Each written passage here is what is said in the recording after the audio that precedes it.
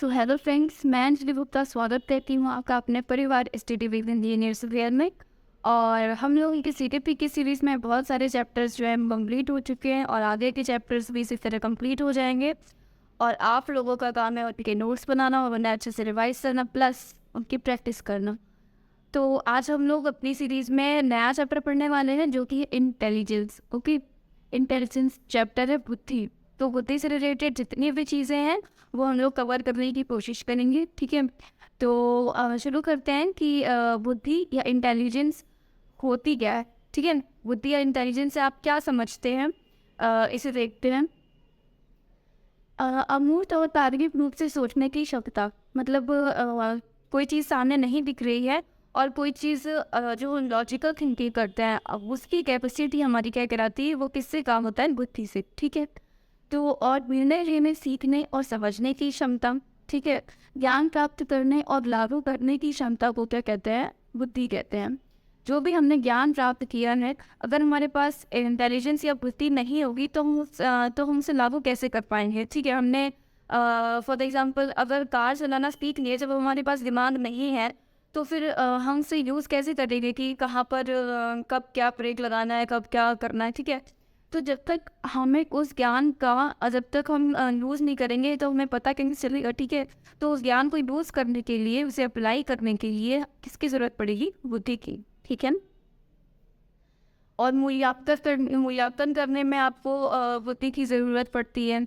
ठीक है, किसी चीज़ का मूल्यांकन करना है या आपको जैसे किसी दुविधा से निकलना है। ठीक है, तो ये सब के लिए क्या है, बुद्धि की ज़रूरत पड़ेगी। अब देखते हैं IQ क्या है, इंटेलिजेंट क्वेश्चन। ठीक है, इंटेलिजेंट क्वेश्चन में क्या आता है, आपका IQ कितना है। ठीक है, तो ये है बुद्धि मापन की इकाई कहते हैं इसे, और नीड क्या है, बुद्धि लब्धि। ठीक है, तो फॉर्मूला ऑफ IQ क्या है, MA/CA/100। आपका फॉर्मूला क्या है IQ का, MA/CA/100। इसमें MA क्या है, आपकी मेंटल एज। ठीक है, MA आपका है मेंटल एज और CA क्या है, क्रोनोलॉजिकल एज। ठीक है, कालानुक्रमिक आयु, और MA क्या है, आपकी मानसिक आयु। तो जब हम ये सिर्फ IQ का फॉर्मूला है, इससे IQ टेस्ट जो किया जाता है हमारा बुद्धि का, तो उससे निकलती है हमारी मेंटल एज। जब भी हम IQ टेस्ट करते हैं उसके द्वारा आती है, हमें प्राप्त क्या होता है, मेंटल एज प्राप्त होती है। और उसके बाद मेंटल एज की जो वैल्यू आती है उसको हम इस फॉर्मूले में अप्लाई करते हैं, जिसके बाद हमें IQ पता चलता है। ठीक है, तो IQ टेस्ट से IQ पता नहीं चलता है। IQ किससे पता चलेगा, इसके फॉर्मूले में रख के। और IQ टेस्ट होता किस लिए, वो होता है मेंटल एज को पता करने के लिए होती है। ठीक है, तो IQ टेस्ट और IQ फॉर्मूला अलग अलग चीज़ें हैं।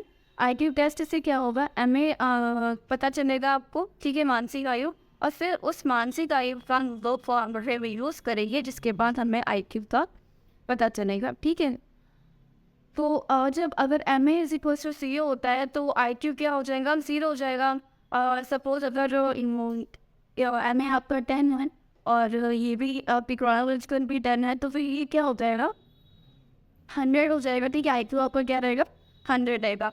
और इस फॉर्मूले से कैसे निकालते हैं आप, इस फॉर्मूले में जैसे आपका MA आ गया, फॉर एग्जाम्पल कि 9 है आपकी जो मानसिक आयु और 10 आते या फिर क्रोनोलॉजिकल एज, तो ये क्या हो जाएगा, आपकी 90 आ जाएगी। ठीक है, और ये जो 90 आ रहा है ना, ये इस रेंज में आएगा आपकी 90 to 109 में, मतलब बच्चा क्या है, सामान्य बुद्धि का है। ठीक है, तो इस जब ये निकालते हैं उस हिसाब से इसको वेरीफाई किया गया है, और तब हम लोग देख लेते हैं कि ये किसमें एडजस्ट हो रहा है। और फिर ये क्वेश्चन आपकी बहुत इंपॉर्टेंट है, ये क्वेश्चन वाइज ही पूछ लेते हैं कि इतनी MA इतनी CA तो कितनी मेंटल रेट होगी, इस तरह से भी पूछ लेते हैं। या फिर आपको ये नहीं दे दिया गया, IQ दे दिया गया और मेंटल एज दे दी गई, तो उसकी क्रोनोलॉजिकल एज पूछ ली जाएगी। तो इस हिसाब से इस क्वेश्चन आते रहते हैं एग्जाम्स में, इम्पॉर्टेंट है काफ़ी ज़्यादा। ठीक है, फिर हम देखते हैं कि बुद्धि लब्धि की अवधारणा किसने दिया है। ये सारे क्वेश्चन जो है वो बहुत इंपॉर्टेंट है, पूछ लेते हैं एग्जाम्स में बहुत ज़्यादा कि बुद्धि लब्धि की अवधारणा या IQ कॉन्सेप्ट किसने दिया है।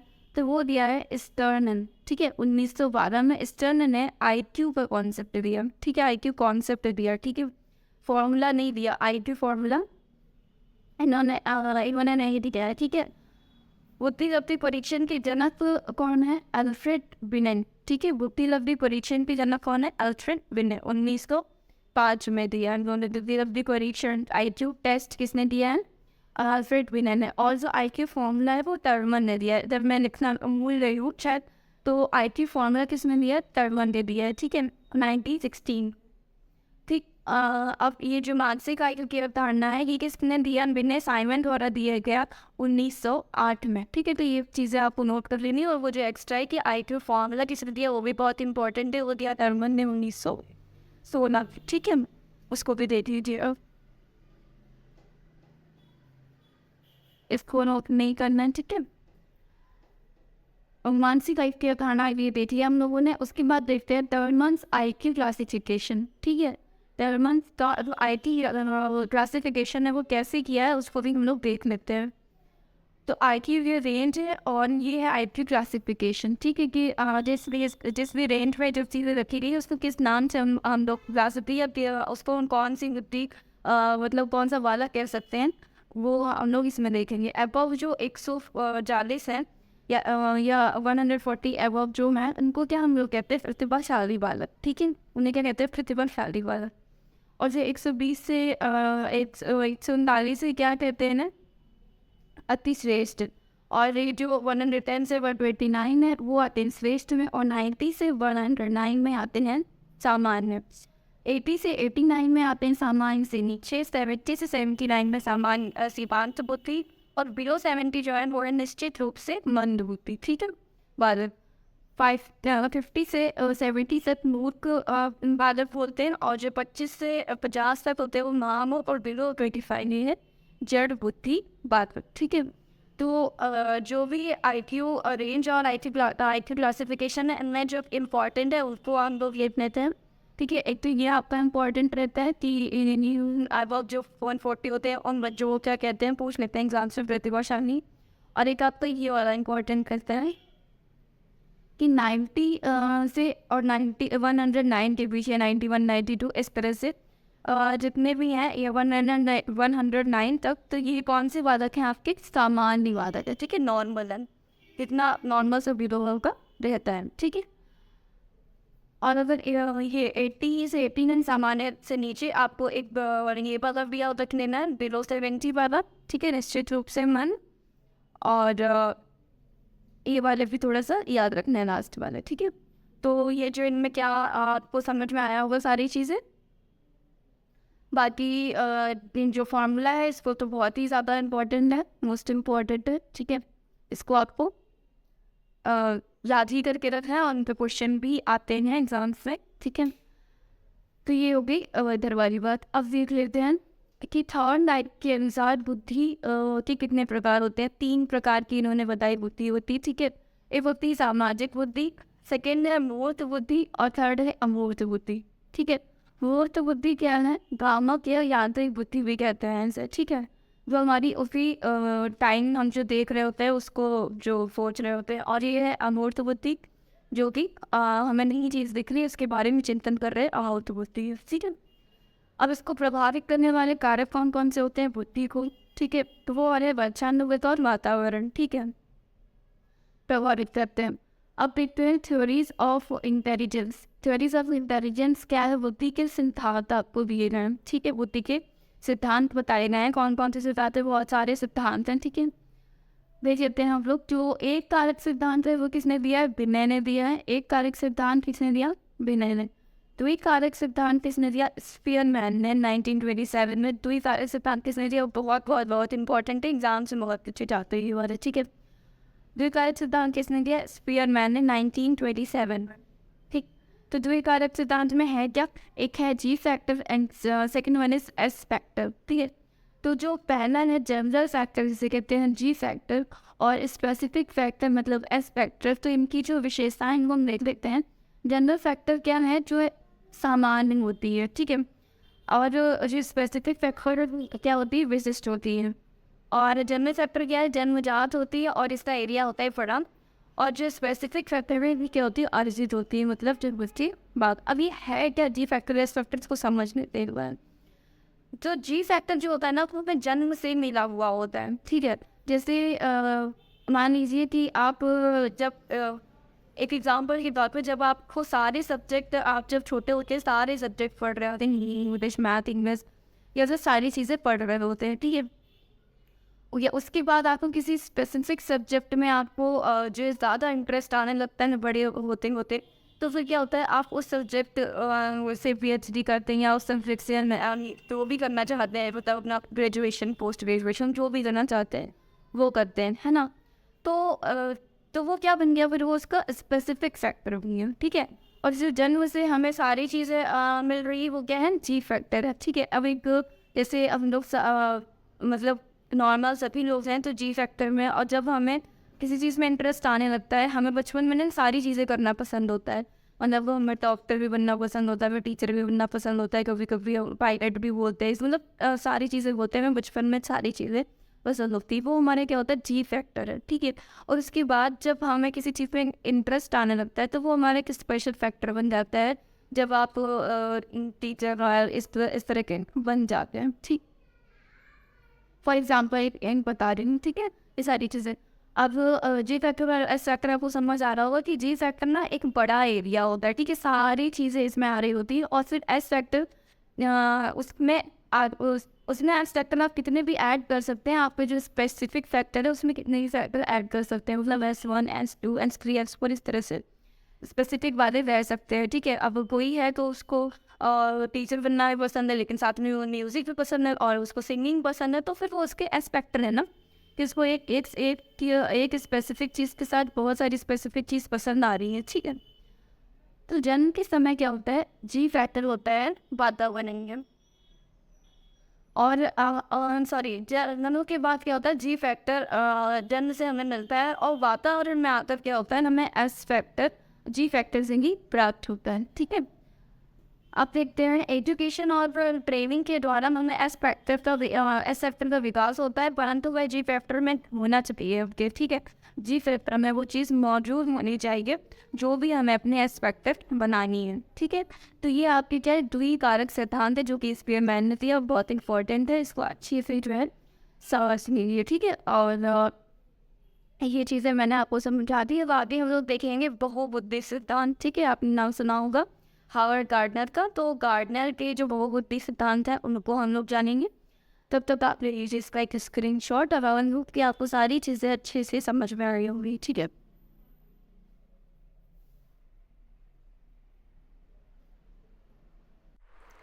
ओके, तो अब हम लोग देख लेते हैं गार्डनर का बहुबुद्धि सिद्धांत क्या है, उन्होंने किस टाइप से दिए बुद्धि को जो है बांटा हुआ है उसको समझेंगे। लेकिन उससे पहले जो मैंने आपको IQ का जो फुल फॉर्म बताया हुआ है उसमें इंटेलिजेंट नहीं है, क्लीन करते टाइम मैंने देखा वो इंटेलिजेंस है, ठीक है। तो उसको अगर आपने इंटेलिजेंस लिखा है तो फिर कोई बात नहीं, अगर इंटेलिजेंट लिख के है तो उसको आप ठीक कर दीजिए, ठीक है। और आप देखते हैं गार्डनर का बहुबुद्धि सिद्धांत क्या है। हावर्ड गार्डनर की जो बुक है वो कौन सी है, द फ्रेम्स ऑफ माइंड। इन्होंने इसी बुक में जो है वो 7 टाइप्स बताए हुए हैं, ठीक है, इंटेलिजेंस के। और ये कब बुक लिखी गई, 1983 में, और बुक का नाम आपको ज़रूर याद रखना है, ठीक है। अब 1998 में क्या हुआ कि इसके 8 टाइप किए गए, ठीक है, 8 टाइप और जोड़ा गया तो 8 टाइप हुए, और 2000 में इसके 9 टाइप हुए, मतलब इसमें 9th टाइप जो है वो ऐड किया गया। लेकिन आपसे अगर पूछा जाएगा कितने टाइप हैं हार्वर्ड गार्डनर की जो मतलब इसमें बहुबुद्धि सिद्धांत में, तो आपको मतलब NCERT ने 8 टाइप ही माना हुआ है, तो आपको NCERT के हिसाब से ही चलना पड़ेगा जो कि मान्यता प्राप्त है, तो आपको 8 टाइप पे ही टिक करना है, ठीक है। आगे देखते हैं कि कौन कौन से टाइप हैं, इनको भी समझ लेते हैं हम लोग। तो जो पहला टाइप है वो है मौखिक भाषाई बुद्धि। मौखिक भाषाई बुद्धि क्या है, वर्बल लिंग्विस्टिक इंटेलिजेंस, ठीक है। इनके पास बोलने की कला होती है, बोलने की बुद्धि होती है कि कौन सा शब्द और किस तरह से यूज़ करना है, कहाँ पर यूज़ करना है, उनमें उसको यूज़ करने की जो कैपेसिटी होती है वो ज़्यादा होती है, उनमें इस प्रकार की बुद्धि ज़्यादा होती है, तो उनको हम लोग क्या कहते हैं, मौखिक भाषाई बुद्धि वाले लोग, ठीक है। तो वर्बल लिंग्विस्टिक इंटेलिजेंस किसके पास होती है, और ऐसा नहीं है कि एक प्रकार की बुद्धि किसी के पास है तो उस इंसान में दूसरे प्रकार की बुद्धि नहीं होगी, एक इंसान में एक से ज़्यादा प्रकार की बुद्धि भी हो सकती है, ठीक है, होती ही है। ठीक है। अब मौखिक भाषाई बुद्धि में कौन कौन से लोग आ जाते हैं, जैसे एडिटर्स आपके आते हैं, जर्नलिस्ट आपके आते हैं, लॉयर्स आते हैं, पोएट आते हैं। इन्हें पता है कि शब्दों का जो खेल है वो किस तरह से खेला जाएगा, इन्हें पता है कि कौन सी लैंग्वेज से जो है वो चीज़ प्रभावी हो जाएगी, आपका जो सेंटेंस है ना। तो ये मौखिक भाषाई बुद्धि के अंतर्गत आता है। ठीक है। फिर सेकंड है आपका तार्किक गणितीय बुद्धि। ठीक, तार्किक गणितीय बुद्धि क्या बोलते हैं इंग्लिश में, लॉजिकल मैथमेटिकल इंटेलिजेंस। ठीक है। अब इसमें कौन से लोग आते हैं जिनके पास लॉजिकल थिंकिंग ज़्यादा होती है। ठीक है। उनमें जो है वो रीजनिंग एबिलिटी ज़्यादा होती है। तो वो कौन से लोग हैं, जैसे मैथ्स टीचर हो गए आपके, जो बैंकर्स हो गए, और जो आपके चार्टर्ड अकाउंटेंट हैं। ठीक है। तो इन लोग, या मतलब इस तरह के और भी एग्जांपल्स हो सकते हैं, सिर्फ इतने ही नहीं है, और भी एग्जांपल हो सकते हैं जो मतलब वो तार्किक बुद्धि से रिलेटेड हो सकते हैं। ठीक है। तो ऐसे लोग किस में आ जाते हैं, कैसी बुद्धि होती है ऐसे लोगों की, तार्किक गणितीय बुद्धि होती है। ठीक है। फिर थर्ड है आपका स्थानिक दृश्य बुद्धि। ठीक, स्थानिक दृश्य बुद्धि क्या है, स्पेशल विजुअल इंटेलिजेंस। ठीक, अब इनमें कौन से लोग हैं, आर्किटेक्ट्स हैं, सिटी प्लानर्स हैं, और इंजीनियर्स हैं, ग्राफिक्स हैं, डिज़ाइनर्स हैं, फोटोग्राफर हैं। ठीक है। अब आपने देखा होगा कि जैसे जो इंजीनियर होते हैं वो दिमाग में ही वो चीज़ मतलब बना लेते हैं कि हाँ क्या कहाँ पर क्या चीज़ होनी चाहिए। अगर किसी घर को बनाना है या बिल्डिंग को बनाना है, तो उनका जो है दिमाग पहले से ही जो मैपिंग करते हैं उसमें दिमाग उनका वर्क करता है कि कौन सी चीज़ कहाँ पे होनी चाहिए। और आपने जैसे देखा होगा जब हम लोग मतलब गाड़ी लेके जाते हैं, ठीक है, तो कुछ लोगों को जो है ना वो रास्ता एकदम अपने दिमाग में क्लियर होता है कि यहाँ से यहाँ ऐसे जाना है। ठीक है। चाहे वो कितना भी ट्रैफिक हो या कैसे भी हो, वो ना उनको पता है कि आप कैसे गाड़ी चलानी है, या किस तरह से कौन सी मोड़ आएगा या आगे क्या होगा, ये उनको पता है। तो ये उनकी क्या है, एक स्थानिक बुद्धि है। ठीक है। तो अगर नए लोग रहेंगे, जैसे अगर हम आप अगर किसी नई जगह में जाएंगे तो शायद उतनी अच्छी तरह से ड्राइविंग नहीं कर पाएंगे, लेकिन जो वहाँ के लोकल लोग हैं तो वो उनके पास तो मतलब उनको पता है आगे क्या रास्ता है, आगे क्या आएगा, तो उनकी जो ड्राइविंग स्किल होगी वो बहुत बेटर होगी, है ना। तो ये उनकी क्या है, वो स्थानिक बुद्धि है। ठीक है। मतलब क्या है कि पहले से विजुअल कर लेते हैं कि आगे क्या क्या क्या क्या होना है। ठीक है। तो इस तरह के लोग कौन से होते हैं, वो आप देख सकते हैं कि ग्राफिक्स डिज़ाइनर हैं, जो भी है, तो फोटोग्राफर है। ठीक, तो ये सारे लोग हैं। फोटोग्राफर किसको पता होता है, फोटोग्राफर को किस तरह से कैसे एंगल में और कैसे पिक लेनी है या जो भी है, तो फोटोग्राफर जो है वो पहले से ही विजुअलाइज कर लेते हैं उस चीज़ों को। ठीक है। आपको समझ में आ गया होगा कि इसमें क्या चीज़ बताई जा रही है। अब फोर्थ है आपकी शरीर गतिक बुद्धि। ठीक है।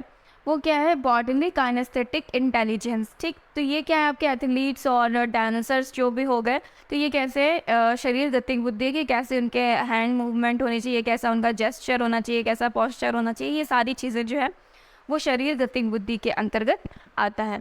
फिर हम देखते हैं पांचवा जो है वो संगीतमय बुद्धि। ठीक, संगीतमय बुद्धि क्या है, म्यूजिकल इंटेलिजेंस। म्यूजिकल इंटेलिजेंस में कौन से आपके एंटरटेनर्स, म्यूजिकल परफॉर्मर्स, सिंगर्स, जो भी आपके जो म्यूजिकल इंटेलिजेंस वाली बुद्धि है, इन सब में जितने भी म्यूज़िक से रिलेटेड चीज़ें हैं वो उनमें होगी। तो ऐसा नहीं है कि अब किसी में शरीर गतिक बुद्धि है तो उसमें संगीत में बुद्धि नहीं होगी, या फिर उसमें तार्किक गणितीय बुद्धि नहीं होगी, ऐसा नहीं है। मतलब मैथ के टीचर है लेकिन वो सिंगर भी है, तो एक इंसान में कई ज़्यादा जो है बुद्धियाँ हो सकती हैं। ठीक है। अब सिक्स्थ हम नंबर देखते हैं अंतर्वैयक्तिक बुद्धि, इंटरपर्सनल इंटेलिजेंस। अब ये क्या होता है, ये दो चीज़ें जो है बड़ी कन्फ्यूजन वाली होती है, बहुत कन्फ्यूजन क्रिएट करती हैं। क्या है, अंतर्वैयक्तिक और अंतरावैयक्तिक। अंतर्वैयक्तिक होता है खुद को समझने के लिए बुद्धि जो आपके पास, ठीक है, सॉरी, दूसरों को समझने के लिए जो आपके पास होता है अंतर्वैयक्तिक, और जो अंतरावैयक्तिक होता है वो होता है खुद को समझने के लिए। ठीक है।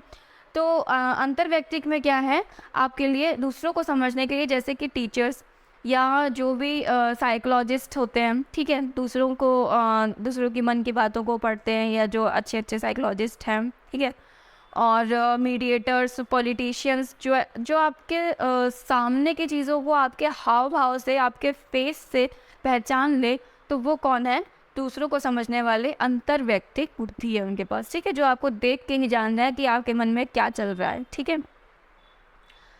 अब देखते हैं सेवेंथ, अंतरावैयक्तिक जो है स्वयं को समझने के लिए, इंट्रापर्सनल इंटेलिजेंस। तो इस स्वयं को समझने के लिए जैसे कि आपने देखा होगा बड़े बड़े जो मतलब संत महात्मा और जो ये लोग होते हैं, तो ये क्या है, खुद को जब आप कहते हैं कि जब आप खुद को समझना सीख गए, खुद को जान गए, तो वो बहुत बड़ी बात होती है। तो जो बड़े बड़े मतलब होते हैं संत महात्मा लोग, वो ही ऐसा कर पाते हैं, ठीक है। तो इसमें एक एग्जांपल अरस्तु भी हैं कि जो मतलब खुद को उन्होंने जाना, ठीक है। और जैसे आपके गौतम बुद्ध या मतलब जितने भी इस तरह के लोग हैं, तो वो क्या है ना, मतलब खुद को जानने की कोशिश करना, ये किस में आता है, अंतरावैयक्तिक में आता है, ठीक है। तो ये चीज़ें आपको अच्छे से समझ में आ गई होंगी। आप देखते हैं इसका अगला पॉइंट क्या कहता है, 8th नंबर है प्राकृतिक बुद्धि, और इससे जोड़ा गया 1998 में, ठीक है। प्राकृतिक बुद्धि या नेचुरलिस्टिक इंटेलिजेंस क्या होता है, ठीक है। जो भी आपके गार्डनर और फार्मर होते हैं, इनमें कौन सी इंटेलिजेंस होती है, प्राकृतिक बुद्धि होती है, ठीक है। अब देखते हैं 9th है अस्तित्वगत बुद्धि, एक्सटेंशियल इंटेलिजेंस, जो कि है 2000 में आया, ठीक है। सन 2000 में ये इसको जोड़ा गया। इसमें कौन आते हैं, आपके फिलोसोफर, सेंट और रिसर्चर, ठीक है। तो ये क्या है, अस्तित्वगत बुद्धि, मतलब कि अपना अस्तित्व क्या है आपका, उसे जानने के लिए कौन सी बुद्धि का यूज़ होता है, अस्तित्वगत बुद्धि का यूज़ होता है। और ये कौन कौन से लोग ऐसा, मतलब इनके एग्जाम्पल कौन से हो सकते हैं, आपके फिलोसोफर जो दार्शनिक लोग होते हैं, ठीक है, और सेंट हैं आपके, और रिसर्चर हैं, ठीक। तो ये चीज़ें जो है अच्छे से समझ में आ गई होंगी आपको। अब देखते हैं इसमें एक नोट है, मतलब बहुबुद्धि सिद्धांत तो आपका दिया गार्डनर ने, लेकिन बहुकारक सिद्धांत दिया आपका थॉर्नडाइक ने, और ये आपको याद रखना है, ठीक है। इसके क्योंकि दोनों चीज़ें हिंदी में सेम ही लिख रही हैं, तो हिंदी में क्या, इंग्लिश में भी जैसे आप मल्टीपल इंटेलिजेंस है और ये मल्टीपल फैक्टर इंटेलिजेंस है, तो ये थोड़ा सा सिमिलर है, इसको याद रखना है। बहुकारक सिद्धांत किसने दिया, थॉर्नडाइक ने। इसमें क्या आते हैं, 7 प्राइमरी मेंटल एबिलिटीज़ का ग्रुप जो है इन्होंने दिया हुआ है, ठीक है। अब देखते हैं बुद्धि के अनेकों कारक होते हैं, थॉर्नडाइक ने बोला, थॉर्नडाइक ने क्या कहा, बुद्धि के क्या होते हैं, अनेकों कारक होते हैं, जितने प्रकार से हम सोच सकते हैं, ठीक है, उतने बुद्धि के कारक होते हैं। जितने प्रकार से हमारी बुद्धि काम कर सकती है, उतने हमारे बुद्धि के कारक होते हैं, इन्होंने ऐसा कहा, ठीक है। अब इसका जो अदर नेम है वो क्या उन्होंने रखा कि परमाणु बुद्धि सिद्धांत, जो बुद्धि है वो परमाणु की तरह है, ठीक है, एक एटम की तरह है, तो वो क्या है, परमाणु बुद्धि सिद्धांत इन्होंने इसका नाम रखा। फिर देखते हैं नेक्स्ट, समूह कारक सिद्धांत दिया आपके थॉर्नस्टन ने, ठीक है। समूह कारक सिद्धांत, त्रिआयामी सिद्धांत, ये पूछते हैं आपसे कि कौन, ये सिद्धांत किसने दिया, ये सिद्धांत किसने दिया, तो इनको जो है मतलब ऐसा नहीं है कि आप इन्हें इग्नोर कर सकते हैं, इन्हें ये पूछे ही जाते हैं, ठीक है, एग्जाम्स में। त्रिआयामी सिद्धांत किसने दिया, स्टर्नबर्ग ने, ठीक है। टायर की थ्योरी पूछ लेते हैं। बुद्धि का संरचनात्मक मॉडल या 3D मॉडल किसने दिया, 3 डायमेंशनल मॉडल JP गिलफोर्ड ने दिया, ठीक है। तरल ठोस बुद्धि सिद्धांत कैटल ने दिया। पदानुक्रमिक बुद्धि सिद्धांत किसने दिया, फिलिप बर्नर ने दिया, ठीक है। तो ये चीज़ें हैं कुछ जो यहाँ पे नोट डाउन है, तो इसका ले लीजिए आप एक बार स्क्रीनशॉट, और आपको सारी चीज़ें जो है वो अच्छे से समझ में आ गई होंगी, ठीक है। तो अब बुद्धि से रिलेटेड हम लोगों ने बहुत सारी चीज़ों को पढ़ा, समझा और जाना। तो अब इसके बाद जो हम लोगों का नेक्स्ट चैप्टर है वो देखेंगे नेक्स्ट वीडियो में, और मिलते हैं फिर नेक्स्ट वीडियो में, तब तक के लिए नमस्कार।